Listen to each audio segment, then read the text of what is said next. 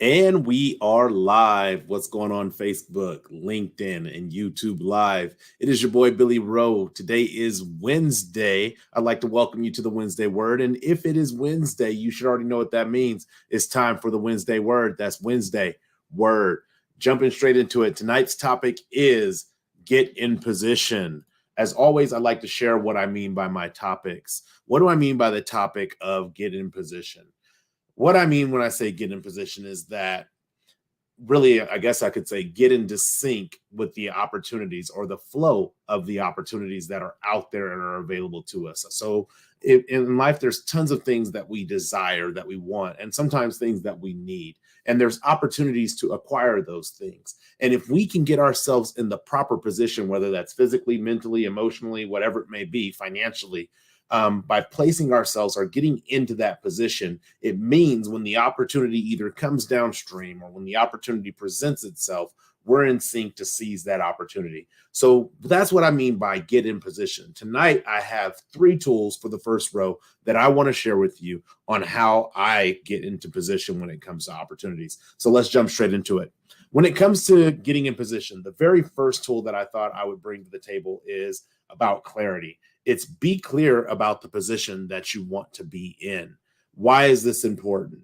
I like to share a brief little story about why it's important from a life experience that I had with yoga. So I'm not really good with yoga. I struggle to do yoga. But I remember going to a couple of yoga classes when I still lived in California. And in being in the class, I decided I was going to go to intermediate because, I was working out at the time and I was feeling myself. Go to this intermediate yoga class. Well, working out and being strong to lift weights versus being flexible to get into certain yoga positions is completely different. Also, not only is that different, in the intermediate class of yoga, they expect for you to know certain positions. So when they say, downward dog or whatever the positions are, because again, I'm not really familiar with yoga like that. But when they say get into a position, they assume you know what that position is. This is why it's important to be clear on positions that you want to be in. When they say get into the cat's pose, I don't know if that's a real pose or not. I don't know what that is. And so being in that intermediate class, it was really difficult for me to follow along. So I'm like kind of looking at my neighbor, seeing if they're doing the pose and hoping that they're doing the pose right, and then trying to figure out how they got into the pose. It created this sense of frustration. It created additional work to do the yoga. And that's why it's important when we're really trying to get in position for opportunities that we're clear about the position that we want to be in. Because if the position is a position where we want to be at an intermediate level, we do have to accept that we may not be at the intermediate level as of yet and go through that beginning stage so that we can become familiar with terminology, so we can become familiar with the actual position or the pose if it's yoga, or the pose or the position if it's financial, or the pose or the position if it's emotional. Being familiar with the pose that we want to be in or that we need to be in, being familiar with the terms that we need to be familiar with. So being clear about the position that you want to be in, the reason why it was really about that first step is because before we even try to get into any position, we should be clear about what that position is and what is necessary to successfully get into that position. So that's tool number 1 when it comes to getting in position. It's a really brief tool, but it's a super important tool in regards to knowing what you're trying to accomplish before you start setting out to try to accomplish it. So that's tool number 1. Be clear about the position that you want to be in. Tool number 2. This is where we take some time to observe. And this is about survey the flow of the opportunity. And when I say that, really, it's observe the flow of the opportunity. Sometimes opportunities come in waves. Sometimes they're like the tide. They roll in and they roll out. Sometimes opportunities are once in a lifetime opportunities. Sometimes opportunities are tricky and they're not real opportunities and they're too good to be true. And they actually are too good to be true.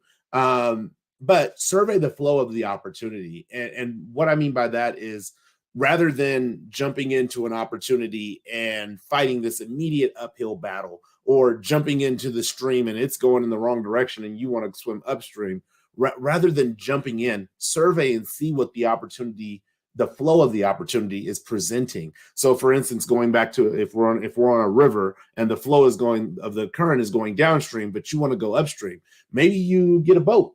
with a motor on it, not just a rowboat, because you're still going to struggle going upstream or fighting upstream in a rowboat. But maybe you get a boat with a motor, something that will help propel you through that in getting into position so that the opportunities that you're seeking to sync with are available and somewhat made, we're going to say, made as effortless as possible. Um, Taking that moment, taking that sometimes brief moment, sometimes a little longer than brief moment, to actually look at the opportunity and see what it has to offer, and see if if it has its cycles, see if it has its seasons. Being able to sit and look at that opportunity and survey that opportunity will also help you, not only when you're clear on what you want to do, it will also help you with actually beginning to do it, or preparing to do it, I guess we should say.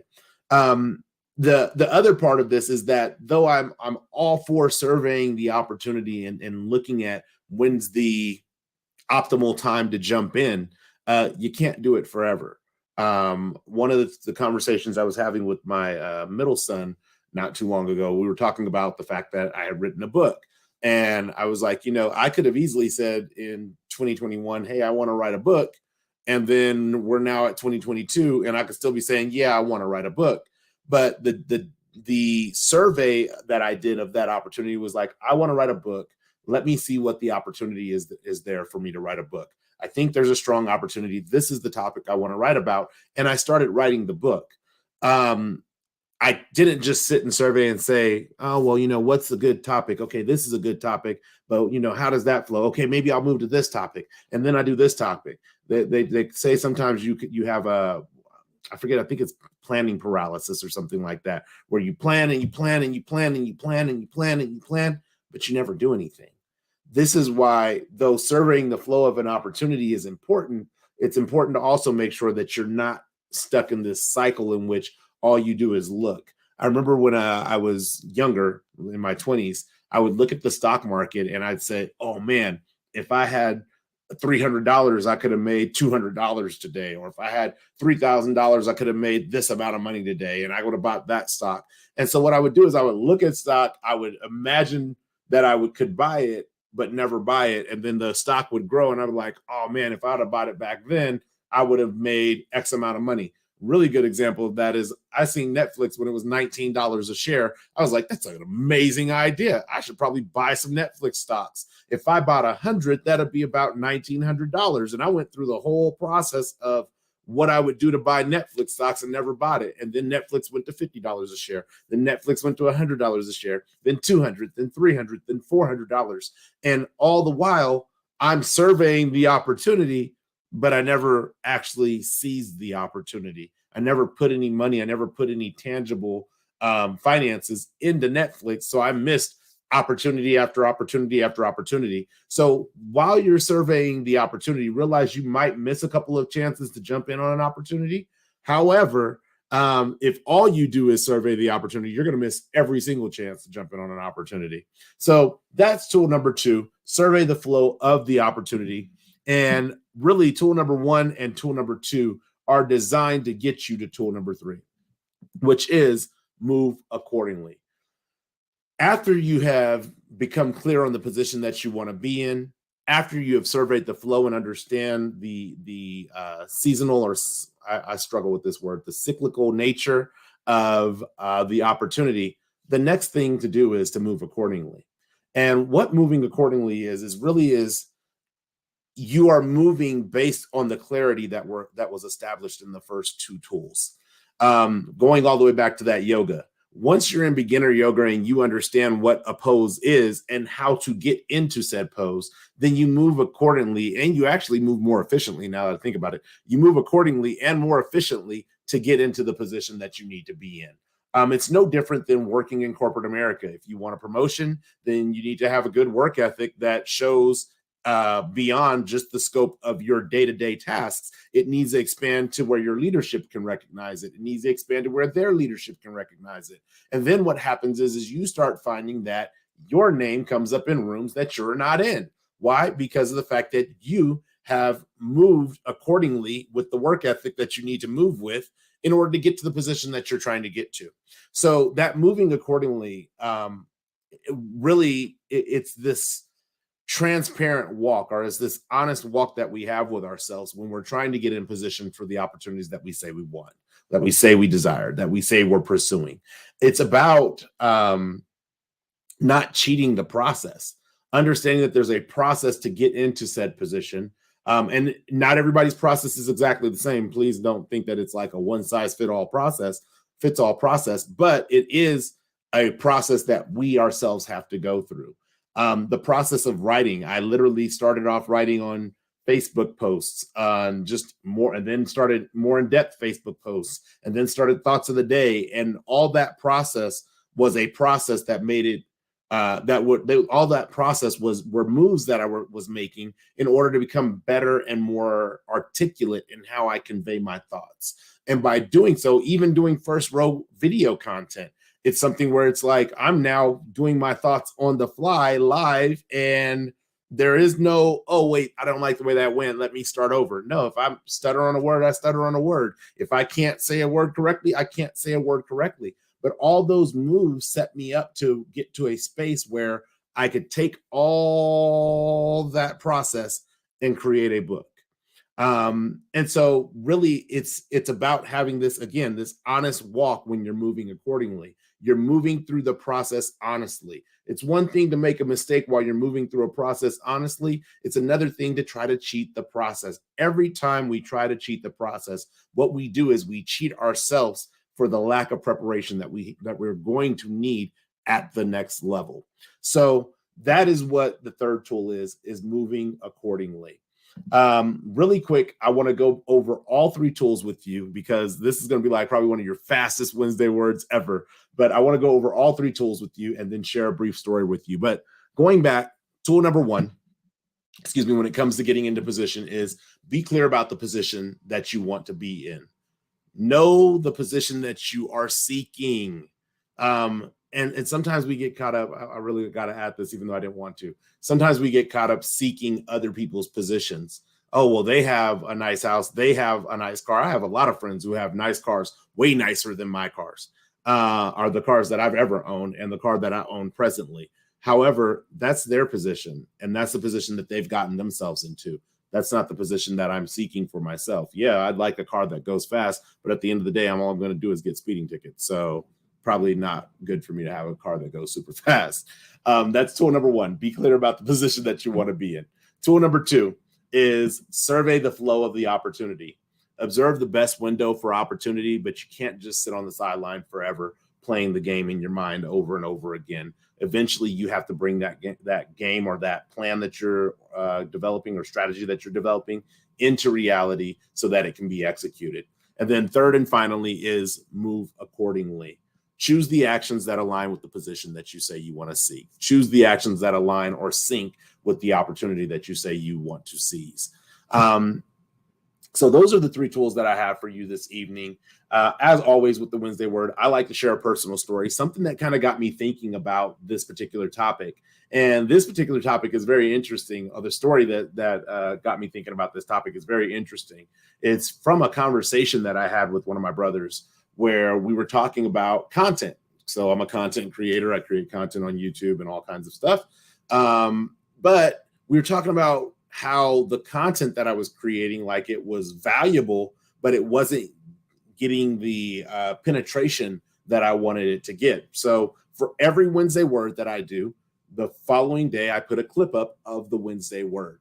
And I would put the clip up on Instagram and on Facebook and on LinkedIn and all these different places, but it wasn't penetrating on Instagram. And I'm like, man, like, this is strange. I have people who are following me on Instagram, but it's not penetrating. Like, why is it not penetrating? And my brother in this conversation says, well, have you made it a reel? And I'm like, a reel? And he's like, yeah, on Instagram, there's Instagram reels. They're like little short videos.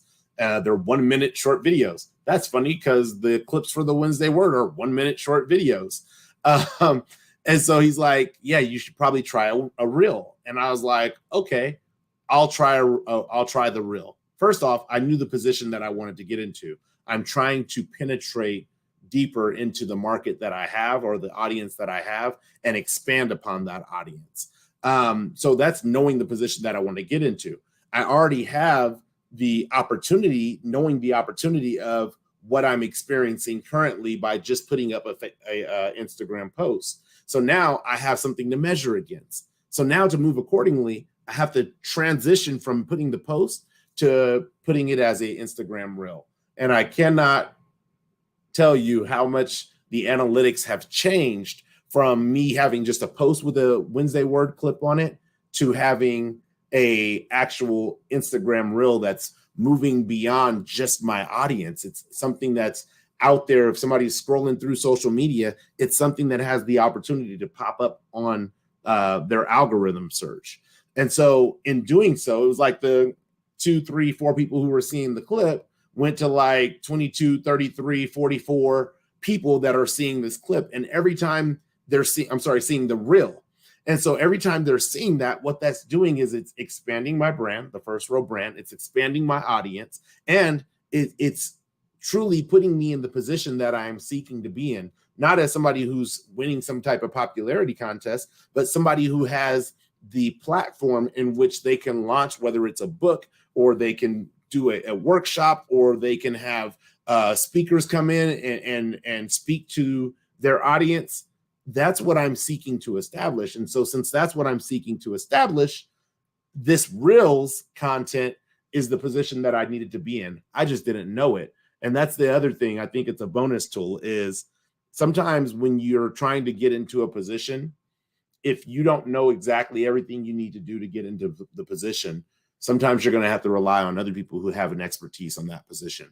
And that's what my brother has. He does tons and tons and tons of content, has probably thousands of subscribers at this point, and growing. And his influence for what he does in his craft is something that I can respect in the aspect of it's something that I want for myself in my craft, which is completely different than his craft. His craft is dope, but it's completely different than what I'm doing in my own personal craft.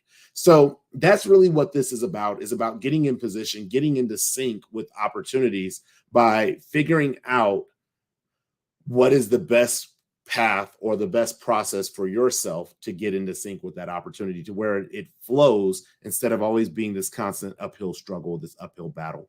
So with that, I do want to let you know that we have some upcoming things.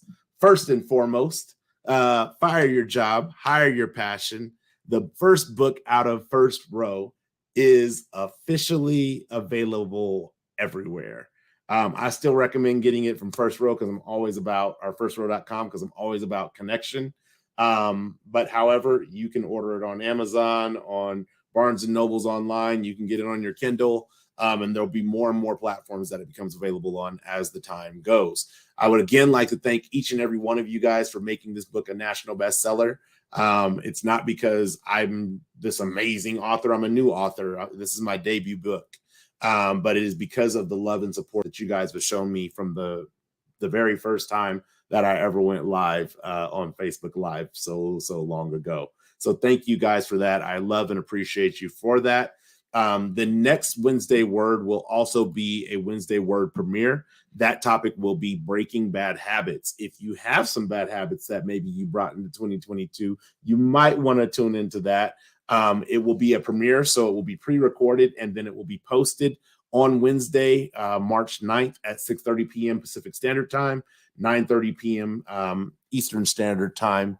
And because I always like to sit in on the premieres, even though they're pre-recorded, I sit in on the premieres in the live chat. So I'm happy for you guys to engage with me in the live chat if that's what you would like to do for the Wednesday word premiere coming up next week. Other than that, thank you for the love and support again with Fire Your Job, Hire Your Passion. I cannot say that enough. To just like, there is such a level of gratitude that I'm at for everything that you guys have done to make this book launch a success. But other than that, if you like this video, share it. If you share it, like it. I'm always happy to engage with you guys in the comments if you're watching via a live chat, or in the chat if you're watching via a premiere, or for the first 7 days that the video is up, I'm happy to engage with you guys in the comments if you post them on YouTube, LinkedIn, or Facebook. But other than that, thank you for tuning in. I appreciate your time this evening. Have a wonderful, wonderful rest of your week. And until the next time, one love, peace, and God bless. Thanks for